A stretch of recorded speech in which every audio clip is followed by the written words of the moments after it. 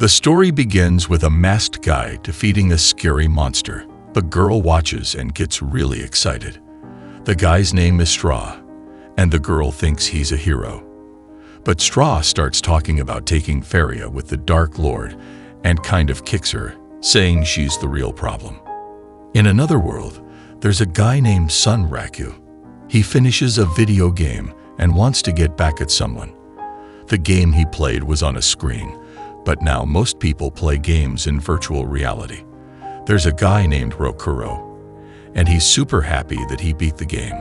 He says it's like a prisoner finishing their punishment. Rokuro's mom tells him about something related to butterflies at school. A girl tries to talk to Rokuro about video games, but misses her chance.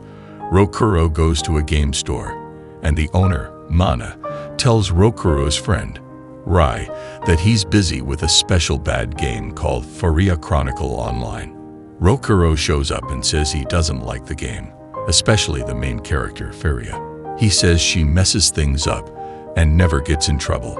Rokuro doesn't like her, but he admits that he enjoys beating her up during the end credits of the game, which makes him feel strangely good. The owner, Mana, is surprised by how much Rokuro loves bad games, but he thinks it's worth it for those 3 minutes of satisfaction. He says it makes him feel like he has a purpose in those moments. With a big grin that might seem a bit odd, Rokuro tells Mana he's not sure what game to play next after the bad one. Mana suggests he should try something different to enjoy the ups and downs of gaming. She introduces him to a popular VR game called Stronger Law Frontier, which has 30 million players, and she hints that Rai might like it too. Back at Rokuro's place, he dives deep into the history of games. He discovers that Shangri-La Frontier recently broke a record for the number of players logging in.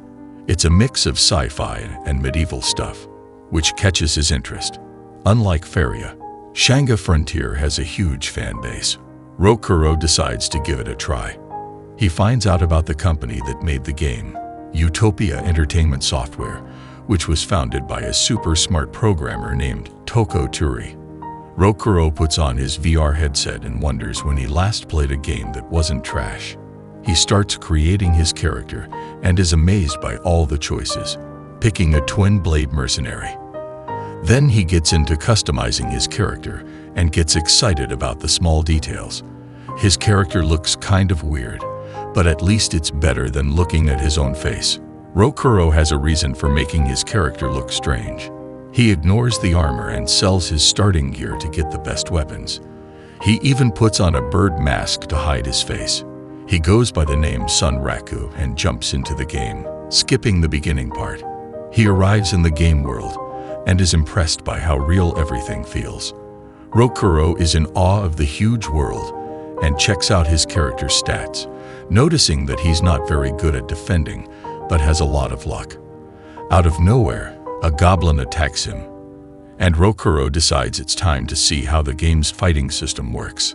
The brave little goblin started the fight, but it probably regretted its decision when Rokuro sliced it in half with a powerful attack. Rokuro felt pretty good about it, even though he knew the goblin was just a basic beginner enemy.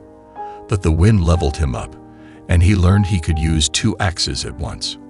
Rustling noises came from the nearby bushes, making Rokuro think about all the things he needed to learn in the game. Suddenly, the enemy jumped out of the bushes and almost hit Rokuro with a powerful attack. If it had landed, he would have been knocked out. It turned out to be a fierce, rabid bunny that attempted another attack, but Rokuro managed to block it and counter with a strong blow, defeating the bunny. Rokuro wasn't too impressed because the bunny's moves were quite predictable. He leveled up but didn't find any valuable loot from the defeated bunny. However, his stats screen revealed that he had unlocked a new skill called Flash Counter for doing something special. Rokuro liked the game's design and realized that with his skills, he could take on tougher enemies and experiment with different fighting styles. What made him even happier was the absence of those annoying problems from past games, like weird hitboxes or invisible bugs.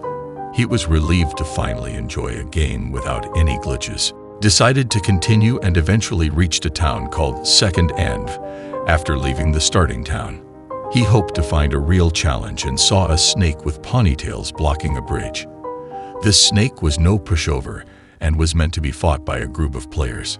Rokuro considered the snake's potential attacks and realized that with his agile character, he didn't need to defend. He could win by charging ahead. He wanted to experience the excitement of the game and was having a great time. Meanwhile, in the starting town, people were amazed by a player wearing heavy armor with top-tier gear and a clan emblem indicating they were highly skilled at the game. They wondered why such a player was in their town. This player was a girl who checked out people's names but couldn't find Rokuro, even though all his characters had the same name. In real life, Rokuro's stalker was still trying to find him in the game. But in the game world, Rokuro faced off against the snake with unique hair.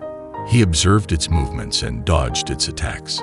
He realized it was a beginner's boss with predictable moves and no super damaging attacks. Rokuro aimed to defeat it without getting hit, but his weapon suddenly broke after a single strike.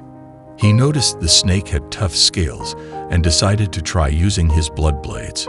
Rokuro decides to go in for an attack on the snake and playfully talks about turning it into snake fillets. However, the snake catches him off guard by spitting out some purple stuff. Initially, he wonders if it might be snake poop, but it turns out to be poison, causing him to take damage every 10 seconds.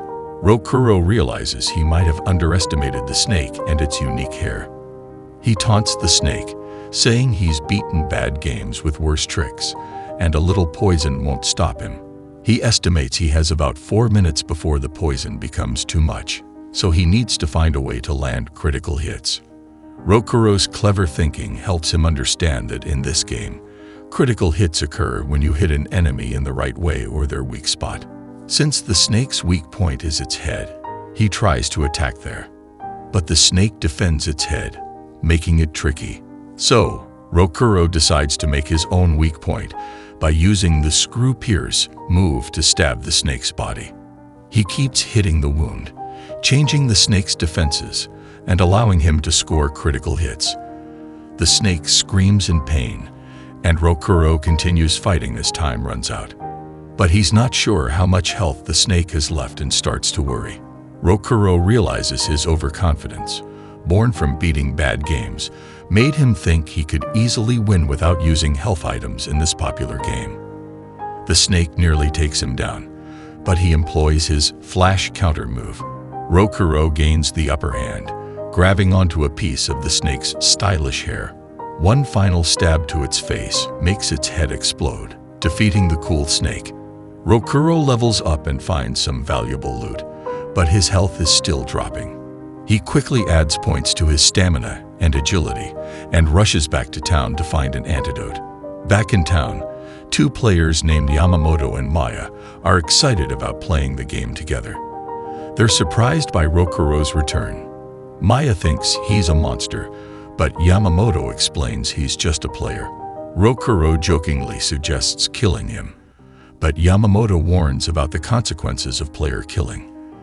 They decide to help him find an antidote, and Yamamoto tells them about the inn and respawn points. Rokuro hurries to the receptionist to register his respawn point before he dies. In reality, he's disappointed to have died, but relieved not to lose any items.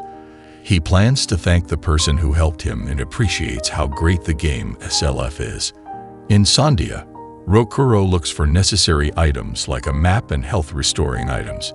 He considers buying a powerful weapon, but notices people staring at him because he's half-naked. So he decides to get some clothes first, going for the cheapest ones to avoid strange looks. Surprisingly, he thinks his bird-like head is less weird than a mask. In the weapon shop, Rokuro isn't too impressed with the weapons on display. However, the shopkeeper notices that Rokuro's bunny daggers are quite rare, which excites Rokuro. The shopkeeper suggests that he can craft weapons if Rokuro brings the required materials. Rokuro wastes no time and heads to an area with ore, but he ends up mining stone after stone, getting frustrated because he's been at it for 30 minutes and only has 2 out of the 6 ore pieces he needs. Then, A pesky frog shows up and starts bothering Rokuro. The frog moves around in the mud like an Olympic champion, and Rokuro decides it's time to turn it into materials. He pushes the frog away, realizing it's resistant to slashing attacks because of its suit. So he switches to blunt and piercing attacks. However, the mud slows him down a lot. He defeats the frog but isn't feeling much better. Rokuro notices that more new players have joined the game because it's summer break, and he decides to race them to gather materials.